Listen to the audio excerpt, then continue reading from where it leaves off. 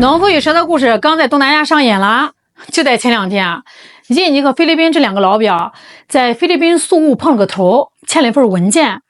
居然要在全世界面前给咱们中国电车锁喉啊！名字还是起的挺高级的，叫什么 NEOPAC， 这到底是个啥玩意儿呢？咱们国家砸进去的140亿美元是不是打水漂了？今天呢，我就给大伙儿交个底儿啊。印尼那帮政客自以为攥住了时代的命门，结果回头一看，咱们中国汽车大佬们手里面早就换了一副新铠甲了。咱们先说这出戏的高潮，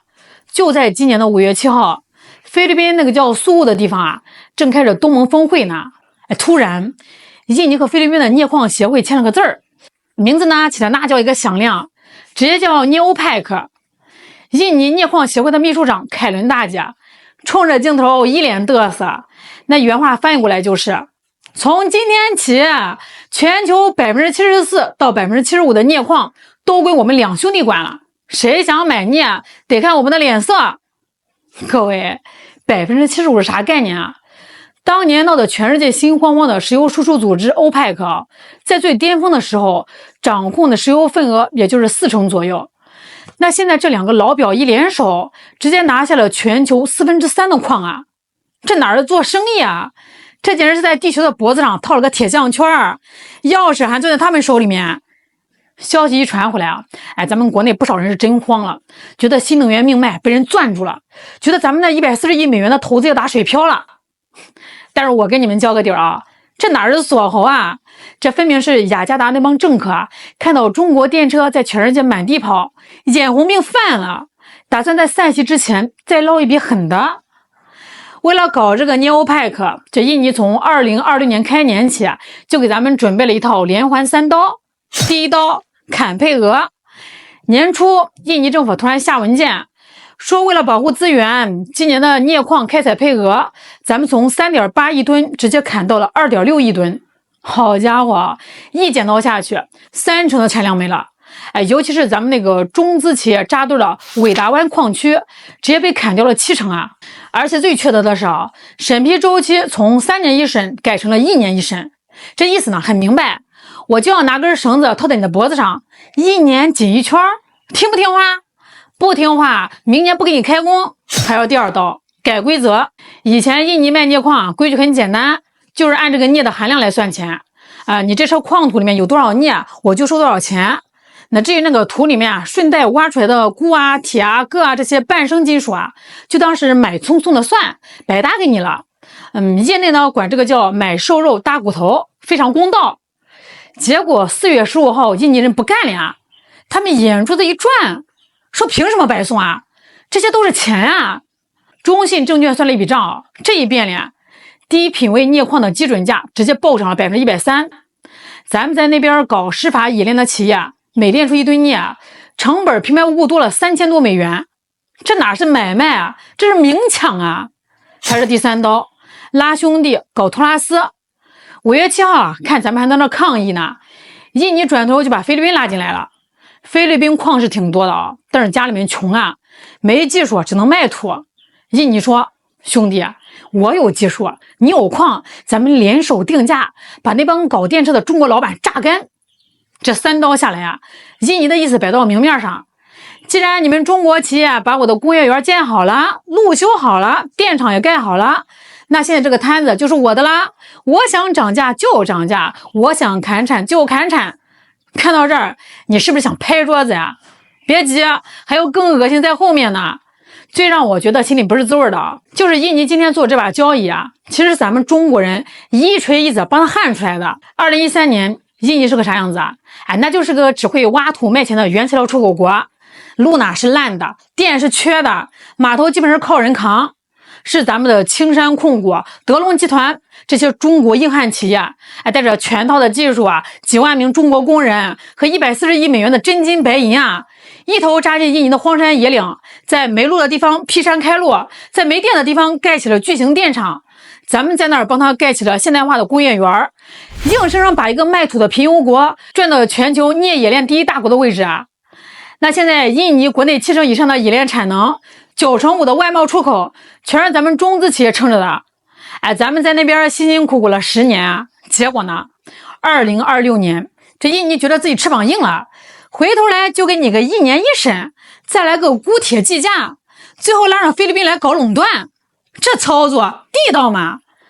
这分明是拿咱们的投资当抵押，拿咱们的技术当筹码，去跟美国那边勾勾搭搭。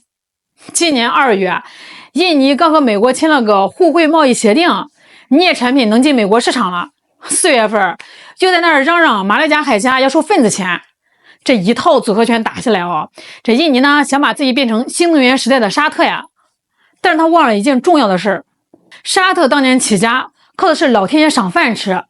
而你印尼的镍产业命脉可是握在咱们中国的技术和需求手里啊。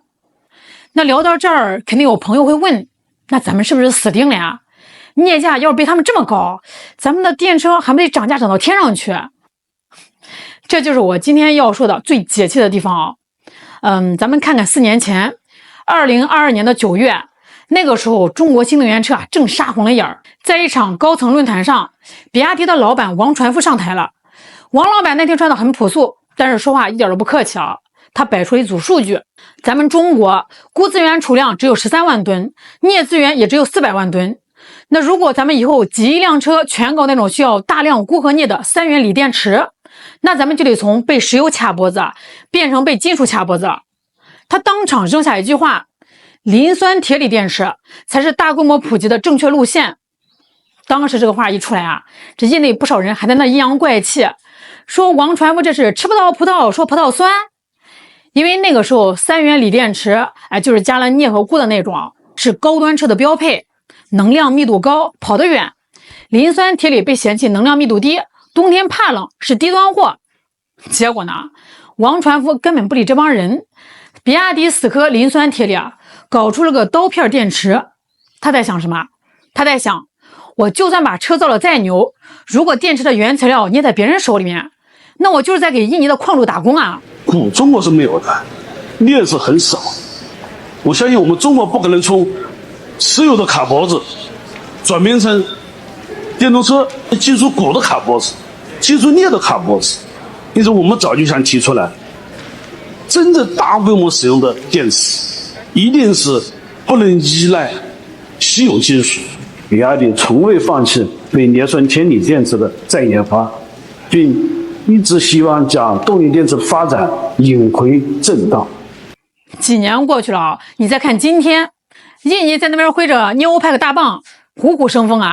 全球那些压住高镍3元路线的企业，那比如韩国那几家，还有美国的一些厂子真的是慌得一塌糊涂成本一天涨一个价。可比亚迪呢，2025年中国的磷酸铁锂电池的占比已经超过了80%，高镍3元的份额被压到了不到2%。这可是顶级大佬的战略定力当年你们笑我保守，现在我看你们挨宰。当印尼想靠着镍矿定价权来敲诈咱们的时候，发现咱们家门口的车主大部分根本不用加镍的电池。如果你觉得磷酸铁锂就是咱们的全部底牌，那你就太小看咱们中国企业的技术迭代了。就在印尼和菲律宾签了那个什么镍走廊协议的时候宁德时代那边传来了消息，第2代钠离子电池今年4季度就要量产了。我可以自豪地宣布，宁德时代钠锌电池将于第4季度正式规模化量产与供应。各位，这个消息对印尼来说简直就是灭顶之灾钠电池的原材料是什么？是钠，也就是海盐里那个钠。这玩意呢满大街都是海水里全是，要多少有多少，1分钱都不用给老外，不含镍，不含钴，不含铅。那虽然现在的能量密度比3元锂稍微差一点，但架不住它便宜安全，冬天不掉电你想想，当钠电池大规模铺开的时候，镍这种东西就不再是电池的心脏了，它就变成了一个可选项。还有更狠的咱们国内现在建立一套极其变态的回收体系，就是咱们现在中国的动力电池里什么镍、钴、锰的综合回收率已经超过了95%。这是什么意思这就是废旧电池炼金术。咱们以前从印尼买回来的镍运在这个车上跑几年，报废之后呢，咱再把它拆出来，95%都能重新用回新电池里。咱们买的越多，家里面攒的二手矿就越多。等到那一天，咱们靠回收的镍就能供给自己大半的需求。印尼那些老表就算跪在地上求咱们买矿，咱们都还得考虑考虑运费合不合算了。所以你看啊，这整出大戏引到现在，逻辑已经非常通透了。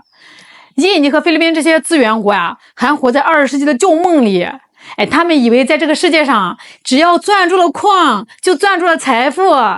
但是在2026年的今天，在新能源这个赛道上，真正的王牌呢是技术迭代和供应链安全。王传福当年那句啊，不被捏卡脖子，现在也听起来哦，哎，简直就像是跨越时空的预言啊！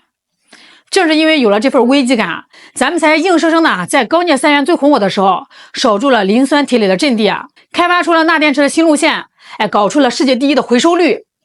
印尼那帮政客可能还没明白，他们越是涨价，越是搞垄断，就越是在给咱们不含镍的新技术踩油门。这镍价要是长期挂在高位，那咱们的钠电池普及速度就会比计划快1倍。到时候，印尼那些花了咱们140亿美元建起的冶炼炉，